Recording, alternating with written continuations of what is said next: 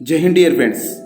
आज है 11 मई 2026 और 11 मई 2026 को जितने भी करेंट अफेयर्स के क्वेश्चन बनेंगे उनको कवर करेंगे। यदि आप चैनल में पहली बार आए हैं तो चैनल को सब्सक्राइब कर लीजिएगा। सब्सक्राइब करने के बाद बेल के आइकन को जरूर दबाइएगा, जिससे कि हमारी वीडियो का नोटिफिकेशन समय समय पर आपको मिलते रहे। आज का पहला प्रश्न है, प्रतिवर्ष विश्व थैलेसीमिया दिवस कब मनाया जाता है? ए 5 मई, बी 8 मई, सी 10 मई, डी 12 मई। सही आंसर है 8 मई। विश्व थैलेसीमिया दिवस हर वर्ष 8 मई को मनाया जाता है।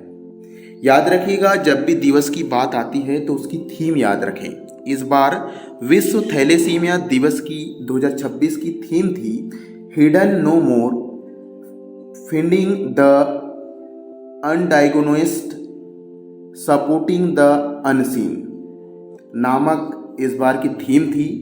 थैलेसीमिया एक अनुवांशिक रक्त विकार है जिसमें शरीर पर्याप्त हीमोग्लोबिन नहीं बना पाता और इस रोग से पीड़ित मरीजों को नियमित रक्त दिया जाता है। विश्व थैलेसीमिया दिवस मनाने की जो शुरुआत है 1994 में 1994 में हुई और इसकी स्थापना किया था थैलेसीमिया इंटरनेशनल फेडरेशन TIF ने। इसका जो मुख्य उद्देश्य है विश्व थैलेसीमिया दिवस मनाने का थैलेसीमिया के प्रति जागरूकता फैलाना। समय में आनुवांशिक जांच हो जाए, स्क्रीनिंग हो जाए तो थैलेसीमिया मेजर की रोकथाम संभव हो पाती है। इसमें HbA2 रक्त जांच थैलेसीमिया की पहचान के लिए महत्वपूर्ण मानी जाती है। तो विश्व थैलेसीमिया दिवस याद रखिएगा 8 मई को मनाया जाता है। अगला प्रश्न बहुत ज़्यादा इम्पोर्टेंट है ये कि मई माह के अंतर्राष्ट्रीय कुछ दिवस देख लेते हैं जो कि एग्जाम की दृष्टि से इम्पोर्टेंट है। अंतर्राष्ट्रीय श्रमिक दिवस कब मनाया जाता है? 1 मई को। विश्व टूना दिवस मनाते हैं हम 2 मई को। विश्व प्रेस स्वतंत्रता दिवस 3 मई को मनाया जाता है। अंतर्राष्ट्रीय अग्निशमन दिवस 4 मई को मनाया जाता है। अंतर्राष्ट्रीय दाई दिवस 5 मई को। विश्व एथलेटिक दिवस 7 मई को। विश्व रेड क्रॉस दिवस 8 मई को। विश्व प्रवासी पक्षी दिवस 10 मई को मनाया जाता है। राष्ट्रीय प्रौद्योगिकी दिवस 11 मई को। अंतर्राष्ट्रीय नर्स दिवस 12 मई को। अंतर्राष्ट्रीय परिवार दिवस 15 मई को। अंतर्राष्ट्रीय प्रकाश दिवस 16 मई। विश्व दूरसंचार एवं सूचना समाज दिवस 17 मई। अंतर्राष्ट्रीय संग्रहालय दिवस 18 मई। विश्व मधुमक्खी दिवस 20 मई। विश्व सांस्कृतिक विविधता दिवस 21 मई। अंतर्राष्ट्रीय जैव विविधता दिवस, ये महत्वपूर्ण है, 22 मई। विश्व कछुआ दिवस 23 मई। विश्व अंतर्राष्ट्रीय संयुक्त राष्ट्र शांति सैनिक दिवस 29 मई। विश्व तंबाकू निषेध दिवस 31 मई को मनाया जाता है। चलिए अगला महत्वपूर्ण क्वेश्चन है, हाल ही में तमिलनाडु के नए मुख्यमंत्री कौन बने? A MK Stalin, B E Palaniswami, C Joseph Vijay Thalapathy Vijay, D TTV Dinakar. इसका सही आंसर है सी जोसेफ विजय। 10 मई 2026 को तमिलनाडु के नए मुख्यमंत्री के रूप में शपथ लिया है इन्होंने और शपथ ग्रहण समारोह चेन्नई के जवाहरलाल नेहरू इंडोर स्टेडियम में आयोजित हुआ। उनकी पार्टी का नाम है तमिलगा वेट्री कजगम। TVK ने पहली बार विधानसभा चुनाव लड़ी और 108 सीटें जीती। तमिलनाडु में लगभग 60 वर्ष तक DMK और AIADMK के अलावा किसी अन्य दल की सरकार नहीं बनी थी।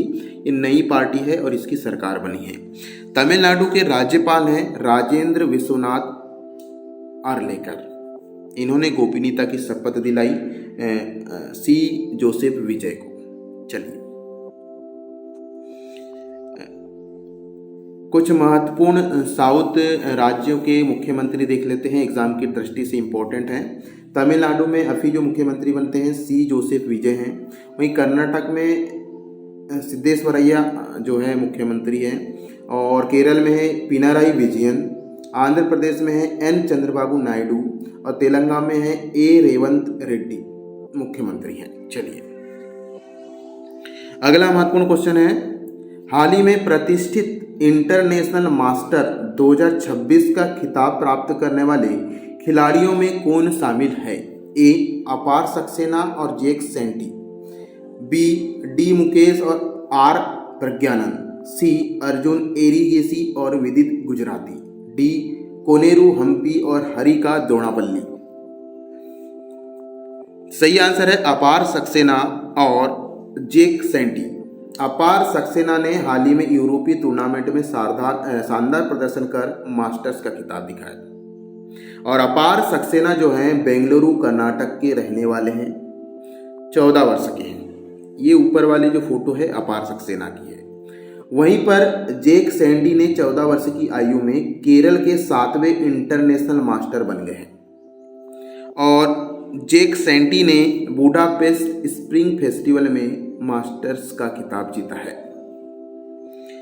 याद रखिएगा, नमित वीर वालिया ने फ्रांस में आयोजित चौथा मास्टर प्रतियोगिता में इंटरनेशनल मास्टर टूर्नामेंट में इन्होंने चौथा स्थान हासिल किया। इंटरनेशनल मास्टर खिताब शतरंज में FIDE FIDE द्वारा दिया जाने वाला प्रतिष्ठित अंतर्राष्ट्रीय खिताब है। ठीक है, तो इनका नाम याद रखिएगा, अपार सक्सेना जो कि कर्नाटक के हैं और जैक सेंटी ये हैं केरल के। इन्होंने भी इंटरनेशनल मास्टर का खिताब जीता है। कुछ नए ग्रैंड मास्टर देख लेते हैं जो कि हाल ही में बने हैं। अरण्य घोष जो कि पश्चिम बंगाल के कोलकाता के निवासी हैं और इन्हें बैंकॉक ओपन में भारत के 95वें ग्रैंड मास्टर बनाए गए। वहीं पर मयंक चक्रवर्ती असम के हैं और इन्होंने ये 94 मास्टर हैं, ग्रैंड मास्टर है और पूर्वोत्तर भारत के पहले ग्रैंड मास्टर हैं मयंक चक्रवर्ती, असम के हैं। वहीं पर आरव डेंगला महाराष्ट्र के निवासी हैं, 16 वर्षीय बालक है ये और इन्होंने 93वें ग्रैंड मास्टर का खिताब जीता था। वहीं पर आरण्य वाणे दिल्ली के हैं जो कि 92वें ग्रैंड मास्टर बने और इसके पहले 91वें ग्रैंड मास्टर बने हैं केरल के राहुल VS और रोहित कृष्ण एस भी भारत के ग्रैंड मास्टर की सूची में शामिल हैं, नए हैं। और वहीं पर इलम पार्थी AR तमिलनाडु के खिलाड़ी हैं जो कि ग्रैंड मास्टर बने 2025 में। तो लेटेस्ट ग्रैंड मास्टर की लिस्ट है, याद रखिएगा। अगला महत्वपूर्ण क्वेश्चन है, इंपॉर्टेंट है ये। हाल ही में IIT मद्रास ने अपना पहला अमेरिकी केंद्र कहां पर स्थापित किया? A. New York, B. Boston, C. Menlo park California, D. Chicago. सही आंसर है Menlo park California. IIT Madras ने 6 मई 2026 को अपना पहला अमेरिकी केंद्र स्थापित किया जो कि कैलिफोर्निया के मेनलो पार्क में स्थित है, जहां पर सिलिकॉन वैली के पास स्थित है। केंद्र का उद्देश्य भारतीय डीप टेक स्टार्टअप को वैश्विक बाजारों से जोड़ना है। यह पहल IITM ग्लोबल रिसर्च फाउंडेशन की अंतर्राष्ट्रीय विस्तार योजना का हिस्सा है। इस परियोजना में लगभग 7.5 मिलियन अमेरिकी डॉलर के निवेश की चर्चा है और यह इस डॉलर का ग्रीनफील्ड निवेश है। ठीक है, और यह केंद्र CA स्टार्टअप के साथ साझेदारी में महत्वपूर्ण भूमिका निभाता है। आपको बता दें कि केंद्र भारतीय नवाचार को सीधे सिलिकॉन वैली के इकोसिस्टम से जोड़ने का कार्य करेगा। तो मेनलो पार्क कैलिफोर्निया में बनाया गया है IIT मद्रास का पहला अमेरिकी केंद्र। अगला महत्वपूर्ण क्वेश्चन, हाल ही में 2026 असम विधानसभा चुनाव के बाद लगातार दूसरी बार असम के मुख्यमंत्री के रूप में किसे चुना गया? A. Sarbananda Sonowal, B. Bhupesh Kumar Bora, C. Himanta Biswa Sharma, D. Piyush Hazarika. सही आंसर है हेमंत बिस्वा शर्मा जो कि 2026 में भाजपा नेतृत्व वाली NDA गठबंधन सरकार के नए मुख्यमंत्री होंगे। हेमंत बिस्वा शर्मा लगातार दूसरी बार मुख्यमंत्री बनेंगे।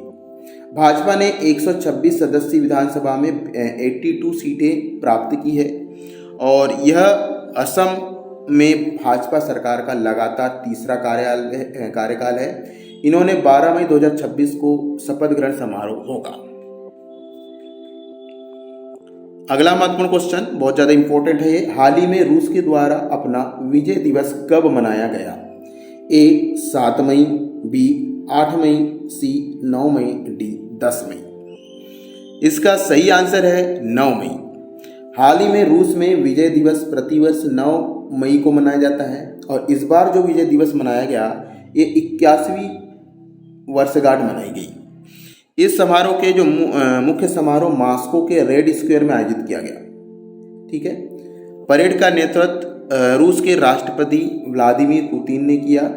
यह दिवस द्वितीय विश्व युद्ध में गाजी जर्मनी पर सोवियत संघ की जीत की स्मृति में मनाया जाता है। 2026 में ड्रोन हमलों के खतरे के कारण सुरक्षा व्यवस्था कड़ी रखी गई थी और ये 9 मई को मनाते हैं विजय दिवस रूस। बात आई है रूस की, तो रूस को आप मैप में देख सकते हैं। जो लाइट पीले कलर का दिखाई दे रहा है, मैं इसको ड्रॉ भी कर रहा हूँ, आप देख सकते हैं। ये पूरा रूस है, बहुत बड़ा है। देखो ये पूरा रूस है। ठीक है। और रूस की जो राजधानी है मॉस्को। रूस की जो मुद्रा है रूसी रूबल। राष्ट्रपति है यहाँ के व्लादिमीर पुतिन। प्रधानमंत्री है मिखाइल मिशुस्तिन और पड़ोसी देश हैं चीन, कजाकिस्तान, मंगोलिया, यूक्रेन, बेलारूस। ठीक है। इतने पड़ोसी देश हैं। कजाकिस्तान, ये कजाकिस्तान है, आप देख सकते हैं ये वाला भाग जो पूरा कजाकिस्तान वाला है। कलर चेंज कर लेते हैं थोड़ा सा।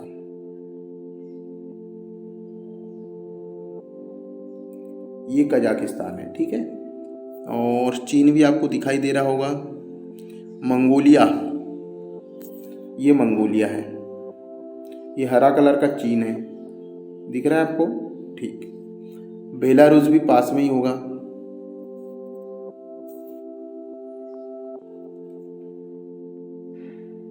चलिए अगला महत्वपूर्ण क्वेश्चन देखते हैं।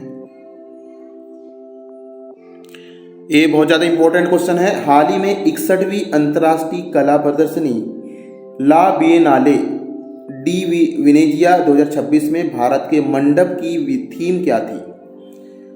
ए voice of modern India, B geographic of distance remembering home, C India through civilisation, D culture brides of Asia. बहुत ज़्यादा इंपॉर्टेंट है ये। देखते हैं इसका आंसर क्या होगा। इसका आंसर है geography of distance remembering home. 61वीं अंतर्राष्ट्रीय कला प्रदर्शनी बिएनाले डी वेनेजिया 2026 का आयोजन इटली के वेनिस में किया गया। भारत ने 2019 के बाद पहली बार वेनिस बिएनाले में अपना राष्ट्रीय मंडप प्रस्तुत किया। इस बार जो मंडप की थीम थी वो थी geographic of distance remembering home. यह मंडप का उद्घाटन 7 मई 2026 को केंद्रीय मंत्री गजेंद्र सिंह शेखावत ने किया, जो भारत सरकार के संस्कृति मंत्रालय से आते हैं। चलिए, जो मंडप के क्यूरेटर थे डॉक्टर एमिन जेफर। प्रदर्शनी में स्मृति, प्रवास और घर की भावना को समकालीन भारतीय कला के माध्यम से प्रस्तुत किया गया। चलिए अगला महत्वपूर्ण क्वेश्चन, भारत के नए नौसेना प्रमुख के रूप में किसे नियुक्त किया गया है? A admiral Dinesh Kumar Tripathi, B vice admiral Krishna Swaminathan, C air chief marshal Amarpreet Singh, D general Upendra Dwivedi.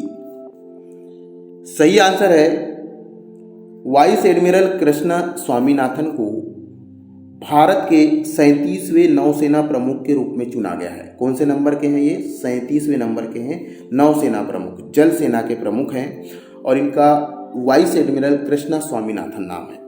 31 मई 2026 को नौसेना प्रमुख का पदभार ग्रहण करेंगे। इन्होंने एडमिरल दिनेश कुमार त्रिपाठी का स्थान लिया है।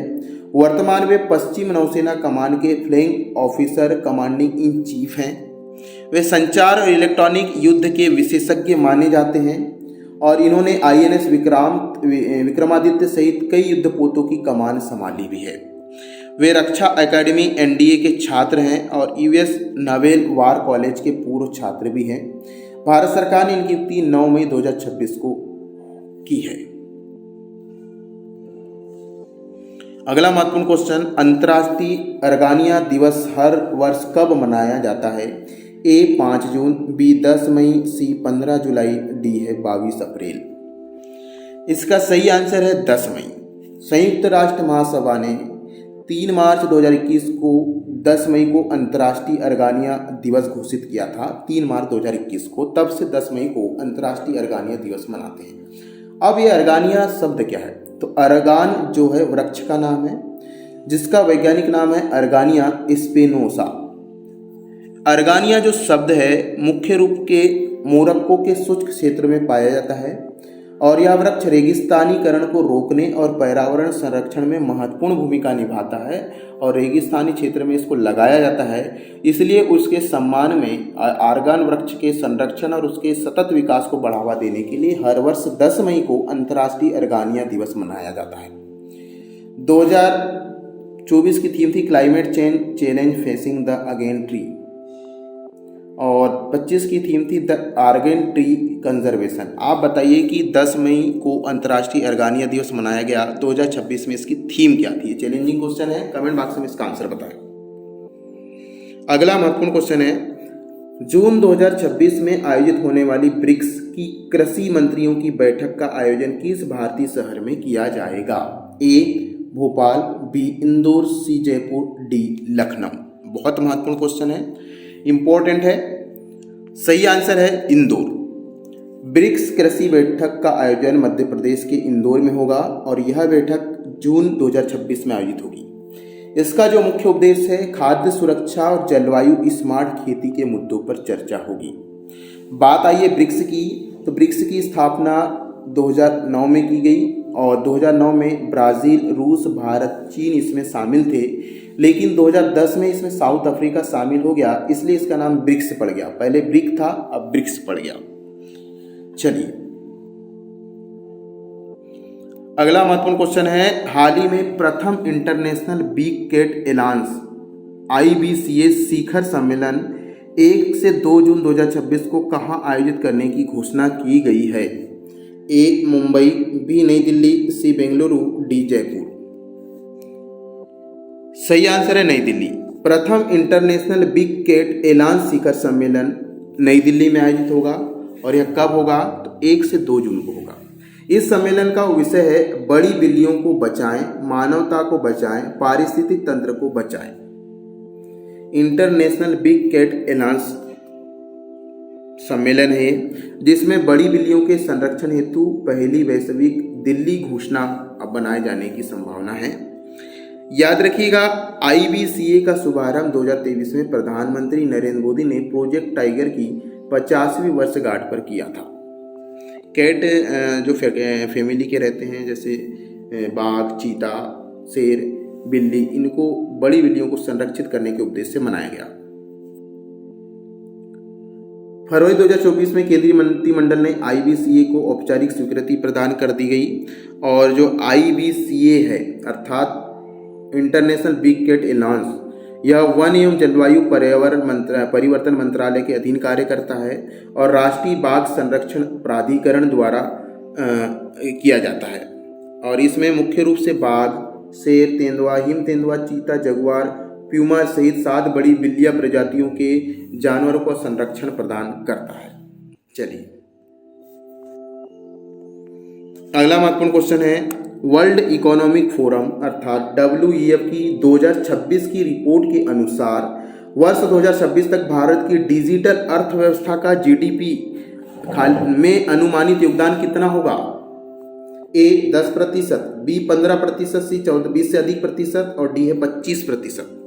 सही आंसर है 20 से अधिक प्रतिशत। भारतीय डिजिटल अर्थव्यवस्था 2014 में DGP ने 4.5 से बढ़कर 2026 में 20% से अधिक रहने का अनुमान है और WEF के अनुसार भारत की डिजिटल वृद्धि दर विकसित देशों की तुलना में अधिक होगी। 2025-26 में भारत को दक्षिण एशिया की आर्थिक वृद्धि का मुख्य इंजन माना गया है। वैश्विक जोखिम रिपोर्ट 2026 के अनुसार साइबर सुरक्षा भारत के लिए सबसे बड़ा जोखिम है। ठीक है, और अब भारत केवल उभरती अर्थव्यवस्था नहीं बल्कि वैश्विक विकास का एक एंकर भी बन रहा है। चलिए अगला महत्वपूर्ण क्वेश्चन, हाल ही में विश्व की पहली स्मार्ट द्वीप निगरानी प्रणाली किस द्वीप पर शुरू की गई? ए सांता क्रूज द्वीप, बी फ्लोरिना द्वीप, सी इसाबेला द्वीप, डी फर्नांडिना द्वीप। सही आंसर है फर्नांडिना द्वीप। विश्व की पहली स्मार्ट द्वीप निगरानी प्रणाली फर्नांडिना द्वीप में शुरू की जा रही है। इक्वाडोर में विश्व की पहली स्मार्ट द्वीप प्रणाली फ्लोरिना द्वीप में गैलापागोस में शुरू की गई। इस प्रणाली का मुख्य उद्देश्य है जैव विविधता संरक्षण और लुप्त प्रजातियों की रक्षा करना। इसमें एआई कैमरे रखेंगे, ट्रैकिंग सेंसर रखा रहेगा और विशेष तकनीक लोरा वेन का प्रयोग किया जाएगा। यह प्रणाली वन्यजीवों की गतिविधियों को रियल टाइम निगरानी करेगी और उनका संरक्षण प्रदान करेगी। तकनीकी संरक्षण में 98% तक मैनुअल मेहनत कम हो गई है और इसमें 2.5 लाख से अधिक छवियों का विश्लेषण किया जा चुका है। अगला महत्वपूर्ण क्वेश्चन है, ये तो बहुत ज्यादा इंपॉर्टेंट है। भारत के अगले तीसरे चीफ ऑफ डिफेंस स्टाफ अर्थात सीडीएस के रूप में किसे नियुक्त किया है? जो भारत के अगले हैं लेकिन क्रम से तीसरे हैं। A general Anil Chauhan, B lieutenant general NS Raja Subramani, C general Bipin Rawat, D air chief marshal VR Chaudhari. इसका सही आंसर है lieutenant general SS Raja Subramani, क्योंकि लेफ्टिनेंट जनरल सेवानिवृत्त एनएस राजा सुब्रमणी भारत के तीसरे सीडीएस नियुक्त किए गए। उन्होंने जनरल अनिल चौहान का स्थान लिया है। इनका कार्यकाल 30 मई 2026 को समाप्त हो रहा है। जो सीडीएस है यह तीनों सेनाओं के बीच समन्वय स्थापित करने का कार्य करता है और CDS department of military affairs के सचिव भी होते हैं। और एनएस राजा सुब्रमण्यम पहले भारतीय सेना के 47वें vice chief of army staff रह चुके हैं। वर्तमान में राष्ट्रीय सुरक्षा परिषद सचिवालय में सैन्य सलाहकार के रूप में कार्यरत हैं।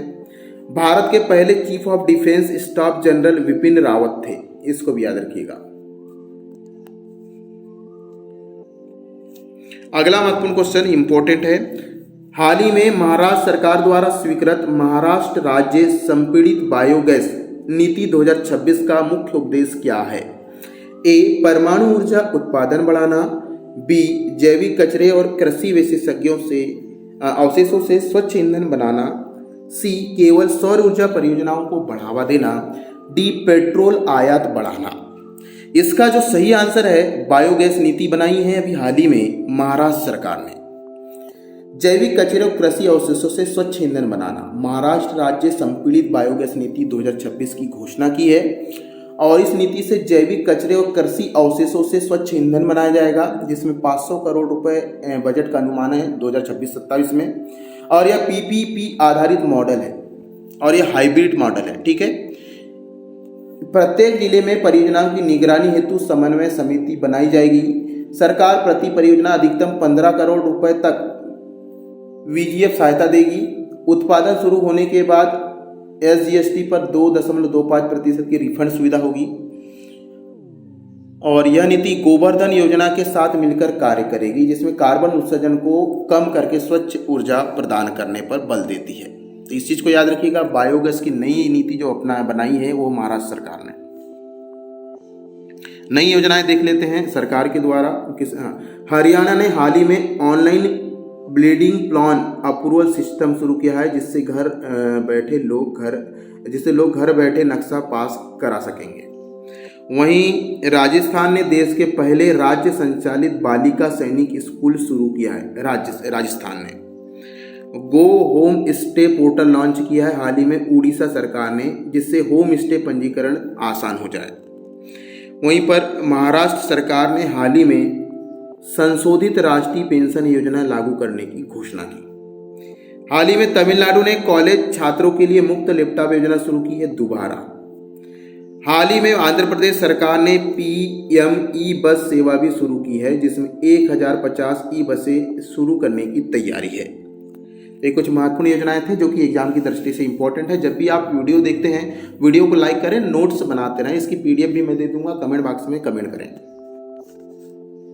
अगला महत्वपूर्ण क्वेश्चन है, दुनिया के पहले आधिकारिक रोबोट भिक्षु के रूप में किस रोबोट ने बौद्ध धर्म की दीक्षा ली?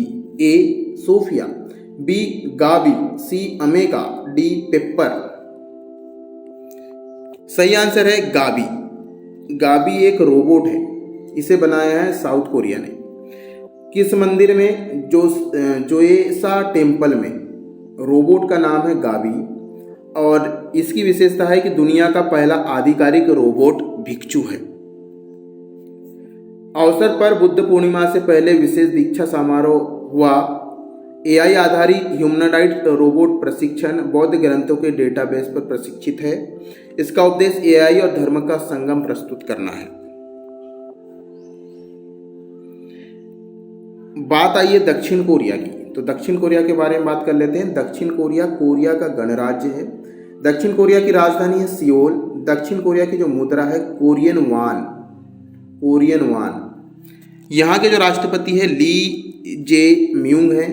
प्रधानमंत्री है किक मिन सेयोक। और पड़ोसी देश की बात करें तो उत्तर कोरिया उत्तर में है, ये उत्तर कोरिया, ठीक है। और यहाँ की आधिकारिक भाषा है हंगुल।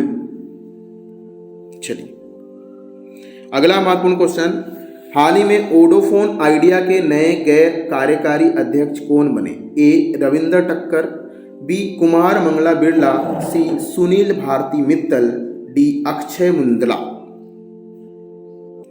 सही आंसर है कुमार मंगलम बिड़ला। 5 मई 2026 से कुमार मंगलम बिड़ला वोडाफोन आइडिया के नए नॉन एग्जीक्यूटिव चेयरमैन होंगे।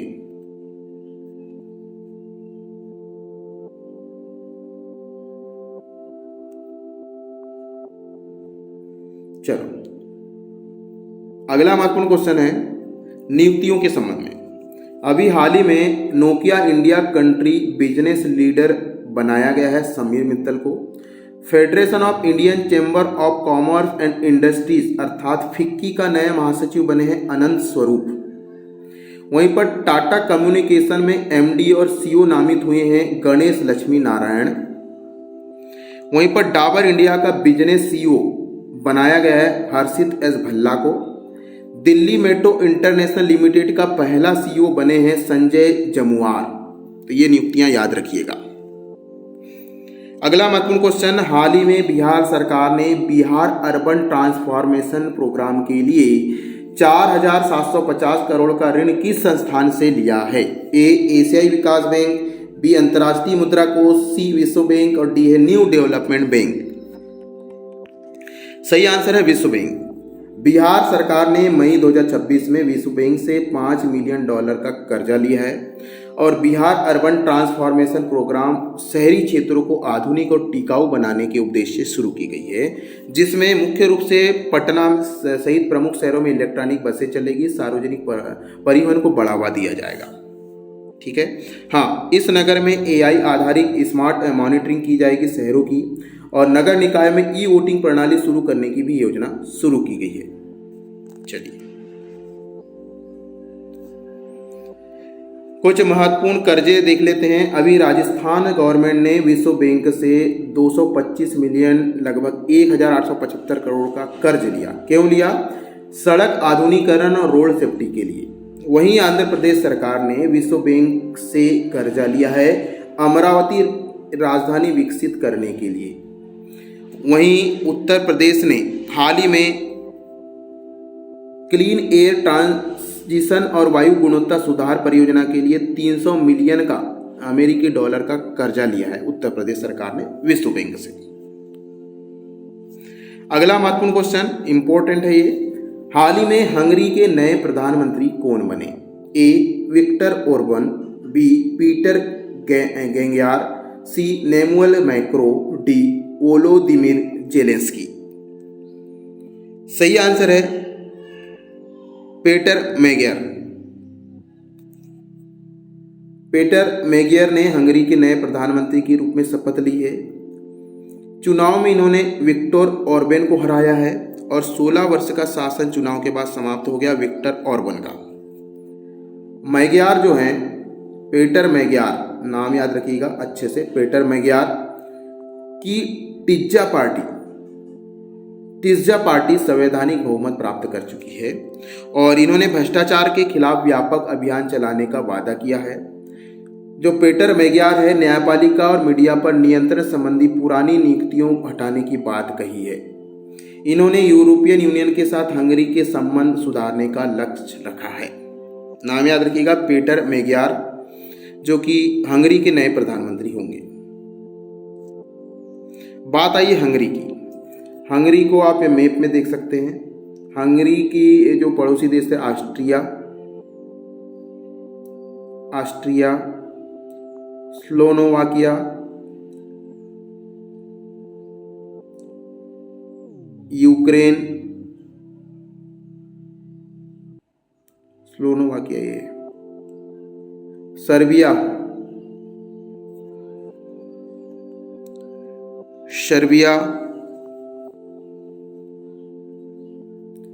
क्रोएशिया,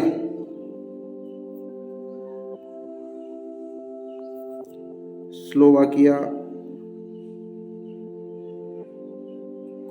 रोमानिया इसके पड़ोसी देश हैं। ठीक है, चलिए आज के करंट अफेयर्स की क्लास यहीं पर समाप्त करते हैं। वीडियो पसंद आया होगा तो ज़्यादा से ज़्यादा शेयर करें। जय हिंद।